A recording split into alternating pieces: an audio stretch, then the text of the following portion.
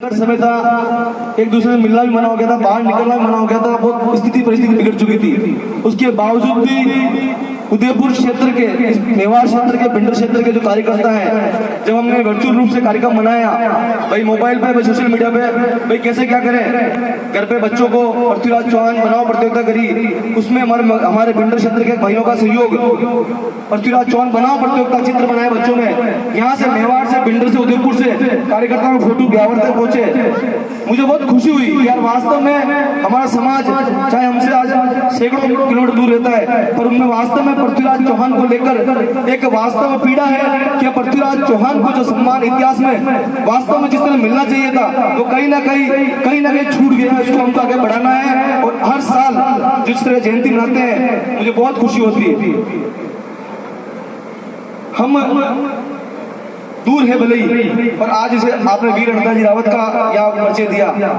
मैं छोटी सी बात करके अपनी बात को समाप्त करूंगा, क्योंकि आप सब थक गए, रैली बहुत लंबी थी और बहुत मेहनती। वास्तव में इस कार्यक्रम को देख के मुझे बहुत प्रसन्न होती है कि मैं चित्तौड़गढ़ में रहा, पिछले 20 साल चित्तौड़गढ़ में निवास किया मैंने, और राजनीतिक क्षेत्र में पार्टी में मैंने काफी पदों पर काम किया। प्रेम सिंह जी, आप पिताजी हीरा सिंह जी वगैरह सब चीजें जानते हैं। और मैंने जब भी मतलब यहाँ से भाइयों से मिलने का प्रयास हुआ, जब भी मिलता हूँ बहुत खुशी होती है। हम वीर अंडा जी रावत की बात करते हैं, जैसे हमारा इतिहास है, गौरवशाली इतिहास है कि हमने, हमारे पूर्वज ने इस पार्श्वनाथ मंदिर के लिए अपने जान, अपने प्राण तक त्याग दिए। हमारा इतना गौरवशाली इतिहास है, ऐसा ही गौरवशाली इतिहास हमारे मगरे में रहा है। पृथ्वीराज चौहान के वंशावली में हम पहले से निकली हुई पीढ़ी है, जो उत्तराखंड समय से निकली हुई, यहाँ से नाडोल से। ये हमें जानना पड़ेगा। चौहान हमारे मूल है वहाँ पर। उसके बाद पंवार, भाटी, गहलोत, राठौड़, सिसोदिया, ये सब आकर, सब क्षत्रिय वहाँ आकर बसे हैं मगरे में, और यहाँ पर भी होंगे।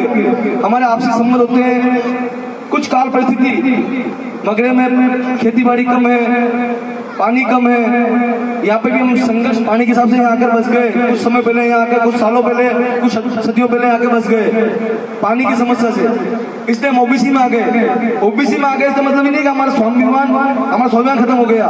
स्वाभिमान को जाकर धरना पड़ेगा, अपने इतिहास को बचाना पड़ेगा। जिस समाज ने अपना इतिहास भूला है, उसको बहुत दर्द ठोकरें खानी पड़ी है। इसलिए अपने इतिहास में वीर अंडा जी रावत, आसपास और गाँवों में कोई ऐसे वीर हुए हैं तो उनके बारे में जानकारी करनी चाहिए। अपने आने वाली पीढ़ी को बताना चाहिए कि हमारा समाज इतना गौरवशाली है। हम चौहान है, पंवार है, भाटी है, गहलोत है, राठौड़ है, सिसोदिया है। हमने कभी किसी का स्वामित्व, स्वाभिमान स्वीकार, किसी की गुलामी स्वीकार नहीं करी है। स्वाभिमान से जीवन जिया है। इस हिंदुस्तान में, इस पूरे देश में, अखंड भारत में, जब अंग्रेजों का हम नक्शा उठाते हैं, अंग्रेज जमाने का, तो केवल 2 जगह ऐसी आती है जो गुलाबी कलर की आती है, पिंक कलर की। वो नक्शा शायद आप भाइयों ने देखा भी होगा, व्हाट्सएप में दिखा भेजूंगा आपको। 2 जगह है, छोटी सी लुट जाती है। कर्नाटक के पास में कोई जगह है, वो भी इस तरह का मार्शल कौम रही है वहां पर भी, और रावत मार्शल कौम रही है मगरे में। वो गुलाबी कलर का नक्शा उठाते हैं, जहां पर किसी राजा का अधिकार नहीं रहा, किसी मुगल सम्राट का अधिकार नहीं रहा, किसी अंग्रेज का अधिकार नहीं रहा। हम वो मार्शल कौम है कि अपने अधिकार के लिए, अपने हक के लिए पहाड़ों में स्वीकार किया, पर कभी किसी गुलामी नहीं करी, अपना स्वाभिमान नहीं बेचा। हम मार्शल कौम है, ये हमें इतिहास जानना पड़ेगा। हमारे समाज में 2 वीर और हुए, जिनका मैं आपसे छोटा सा चर्चा करके और रखना चाहूंगा, अपनी बात करना चाहूंगा।